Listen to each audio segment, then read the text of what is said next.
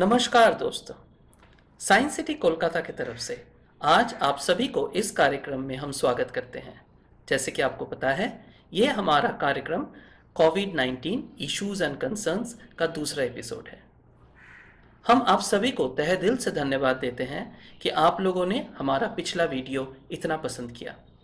हमारे पास बहुत सारे सवाल आए आप लोगों से, और उन्हीं सवाल के जवाब ढूंढने के लिए हम आज अपने बीच आमंत्रित करते हैं दिल्ली के प्रख्यात onco surgeon doctor Anshuman Kumar.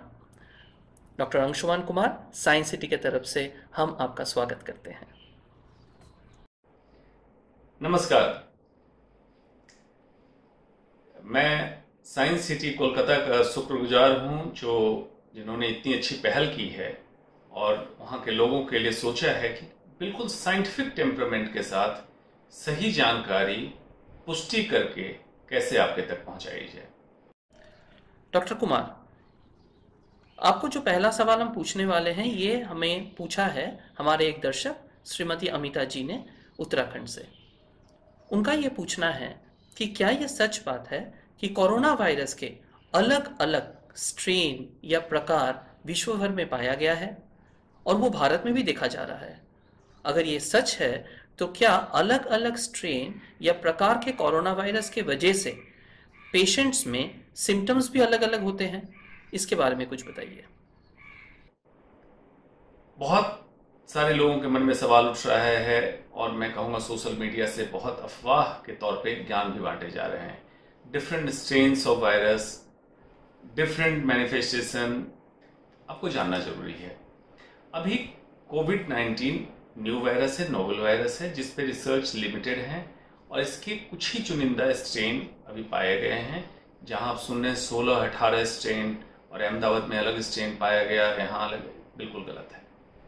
जितने वायरोलॉजी एक्सपर्ट से बात अब करके पता जब मैंने किया तो यही पता चला कि there certain virus, limited virus और अक्रॉस वर्ल्ड जितने पैंडेमिक हुए वही 3-4 स्ट्रेन के वायरस से हुए हैं। लक्षण में कोई खास अंतर नहीं है। सभी कोविड-19 या कोरोना वायरस के इन्फेक्शन में लक्षण समान हैं। कुछ कुछ अंतर है विरुलेंस में। विरुलेंस करते हैं इन्फेक्शन कराने की क्षमता और उससे होने वाले आपके स्वास्थ्य की गंभीर या अति गंभीर रूप को लेना, इसमें जरूर अंतर है। तो इससे तो पहले इस दिमाग में निकाल दीजिए कि लक्षण में कोई लक्षण क्या है। खास लक्षण है बुखार का आना, गले में खराब या खांसी होना, या बहुत ज्यादा तकलीफ जब बढ़ जाती है तो सांस की तकलीफ होना, और अति गंभीर स्थिति आ जाती है तो फिर समस्या आती है वेंटिलेटर की, जिसको कहते हैं निमोनाइटिस या वेंटिलेटर की समस्या आती है। यही आपको जानना है। शुभायन जी कलकत्ता से ये जानना चाहते हैं कि एक साधारण इंसान जो मास्क या ग्लव्स पहनता है खुद के बचाव के लिए कोरोना वायरस से, उसका वो किस तरीके से डिस्पोज ऑफ करे, कि कैसे उसको फेंके जिससे कि उस ग्लव्स या उस मास्क में अगर कोरोना वायरस हो भी तो उससे वातावरण में संक्रमण न फैले। अपनी सुरक्षा के लिए या तो आप संक्रमित हैं या किसी संक्रमित व्यक्ति के से बचने के लिए या कभी भीड़ भाड़ की जगह में जाते हैं तो कुछ खास सामान आप इस्तेमाल करते हैं। कुछ लोग मास्क का इस्तेमाल करते हैं, कुछ कपड़े का इस्तेमाल करते हैं। तो कैसे उसको डिस्कार्ड करना है, ये अति महत्वपूर्ण है। खास करके अगर होम क्वारंटीन में है, मास्क इस एरिया में जब आप लगाते हैं तो आउटर सरफेस आप मान के चलें कि कोरोना अगर आया हो तो इसी पे संक्रमित, इसी पे डिपॉजिट होगा। तो सबसे पहले तो हैंड क्लीन करें आप, ताकि आपका हैंड इन्फेक्टेड ना हो और फेस को टच ना करे।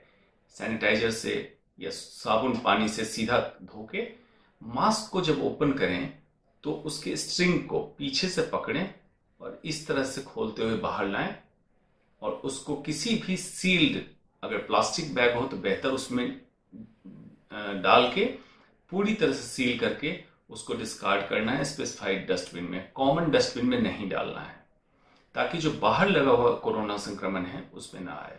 फिर बायो वेस्ट की एक टेक्निक होती है, अगर आपके शहर में ये सुविधा उपलब्ध है कि बायो हजार्ड में आप डाल सकते हैं तो उसमें डालें, अन्यथा इसी सील्ड बैग को जहां आप डिस्कार्ड करते हैं कचरा, उन कचरों से अलग जो डिफाइंड एरिया है उसमें ही फेंकें।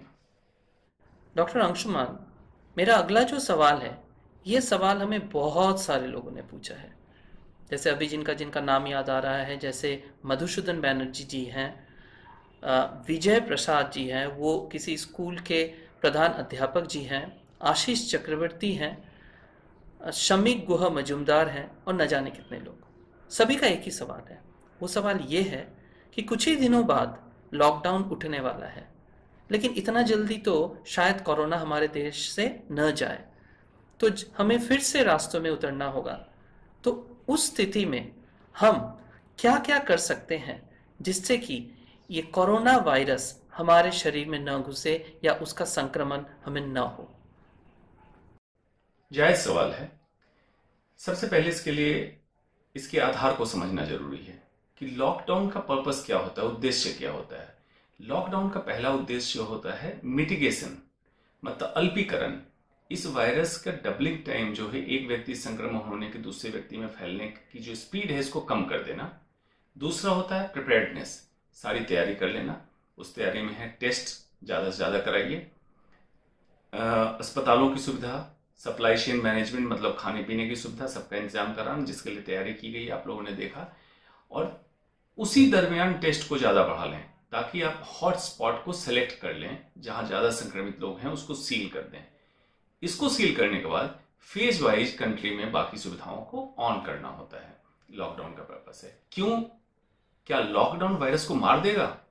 नहीं, खत्म नहीं कर सकता वायरस को। तो क्या होगा? अब वायरस का फेट क्या है, सबके दिमाग में सवाल आता होगा। वायरस कभी भी अब सोसाइटी से निकल नहीं पाएगा, वायरस वर्तमान रहेगा। ये आपके लाइफ का एक न्यू नॉर्मल हिस्सा हो चुका है। जैसे आपने सुना होगा इन्फ्लुएंजा वायरस, हर बार इन्फ्लुएंजा कॉमन कोल्ड की तरह आता है, अपना स्ट्रेन चेंज करता है, फिर अगले साल या उसी साल 2-3 महीने बाद आ जाता है। ये भी यही है।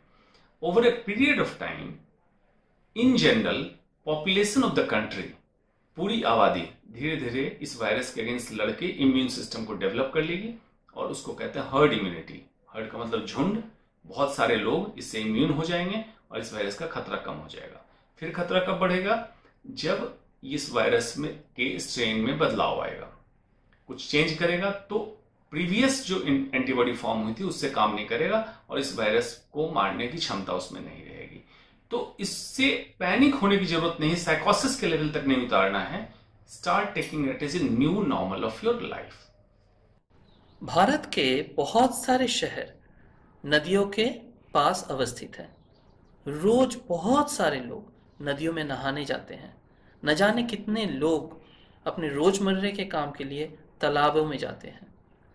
कृष्णेंदु दास जी ने एक सवाल पूछा है कि क्या ऐसा कोई शोध सामने आया है जिसके जरिए हम ये कह सकते हैं कि कोरोना वायरस पानी के द्वारा भी फैल सकता है? इसके बारे में आप क्या कहते हैं? थ्योरेटिकली पॉसिबल है कि कोविड-19 वाटर में हो सकता है, लेकिन आपको समझने की क्या जरूरत है। अगर कोविड-19 पानी में है भी और उस पॉन्ड में आप नहाने गए हैं, तो ये कोविड-19 का स्प्रेड एयरवे के थ्रू होता है, मतलब सांस की नली के द्वारा फेफड़े में पहुंचता है।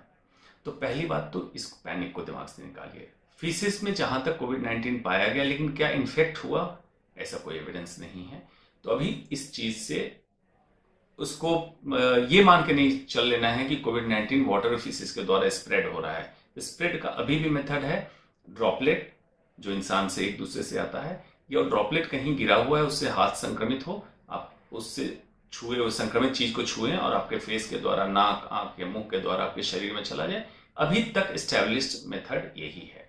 लेकिन जहां तक बात है सार्वजनिक जगहों पे, जैसा आपने कहा है कि तालाब में नहाना है, नदी में नहाना, अभी कुछ दिनों के लिए क्यों अवॉइड करना है? वहां पे गैदरिंग होगी, कौन सा व्यक्ति इन्फेक्टेड है, कौन सा किस जगह को छुआ है, इन्फेक्टेड वायरस आपको आ सकता है। तो अभी ओवर क्राउडिंग अवॉइड करना है। डॉक्टर अंशुमान, हम सब जानते हैं कि भारत एक डेवलपिंग कंट्री है जहाँ पे बहुत सारे लोग गरीबी रेखा के नीचे बसते हैं। उनका घर बहुत ही छोटा है, अलग अलग कमरे भी नहीं हैं।